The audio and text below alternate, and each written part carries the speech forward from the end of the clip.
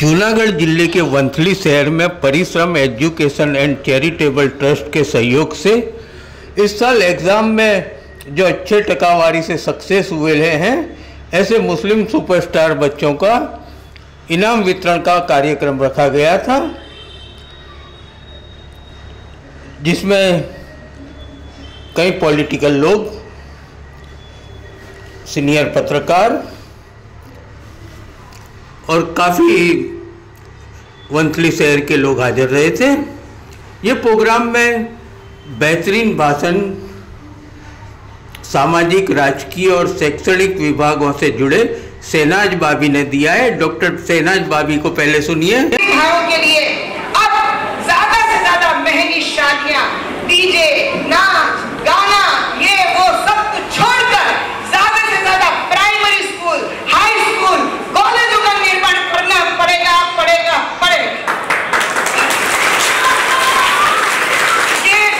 ये कम नसीबी है कि मेरी पढ़ी लिखी लोग लड़कियों को अच्छे लड़के न मिलने की वजह से कई बार वो बेचारी भटक जाती है, कई बार वो कुआरियां रह जाती हैं, कई बार बड़ी मुश्किल और गुमनाम जिंदगी में चली जाती हैं।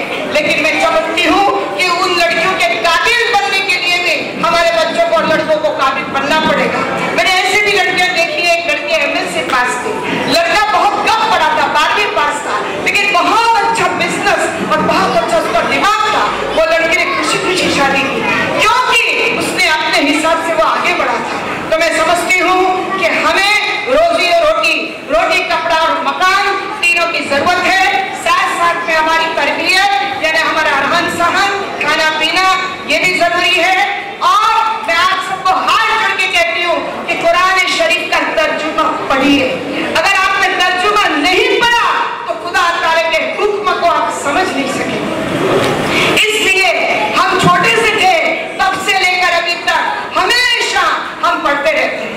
नमाज में हम अरबी जरूर पढ़ते हैं क्योंकि वो जरूरी है, उसमें ट्रांसलेशन होना ठीक नहीं है, लेकिन आपको कुरान का ट्रांसलेशन अगर आप पढ़ेंगे नहीं तो अल-निसा में क्या लिखा है, अल-हज में क्या लिखा है, सूरही अलग अलग जो है इम्कान है, अलग अलग अरकान है, इन सारी जो हमारी बातें उसका कुछ क्या पता चलेगा कि तलाक के लिए, शादी के लिए, जिंदगी के लिए, सेहत के लिए क्या क्या बातें खुदा ताला ने लिखी है।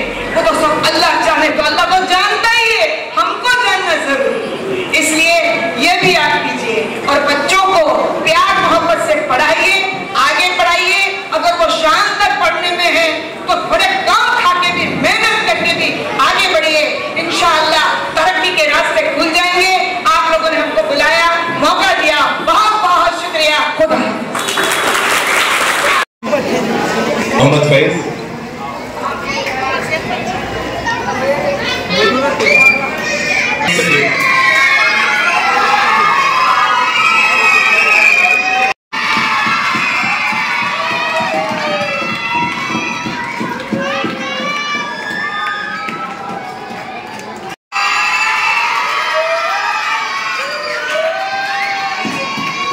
कर खुदी को बुलंद इतना हर तकदीर से पहले कि खुद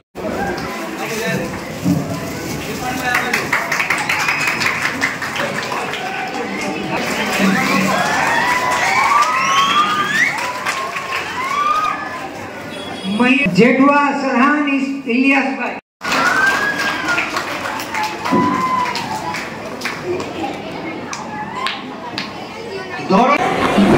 ये खुद को कर बुलंद इतना कि हर तकदीर से पहले बंदा खुदा से पूछे, बता तेरी रजा क्या है। जय हिंद, जय हिंद। सिर्फ भाई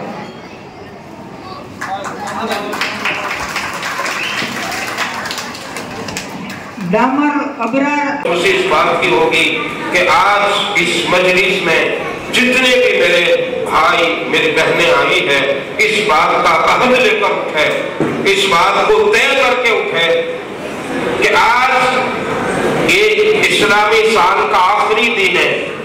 इस्लामी हिजरी सन हिजरी 1445 का आखिरी दिन है। आइंदा कल पीर का दिन सन हिजरी 1446 शुरू होगा।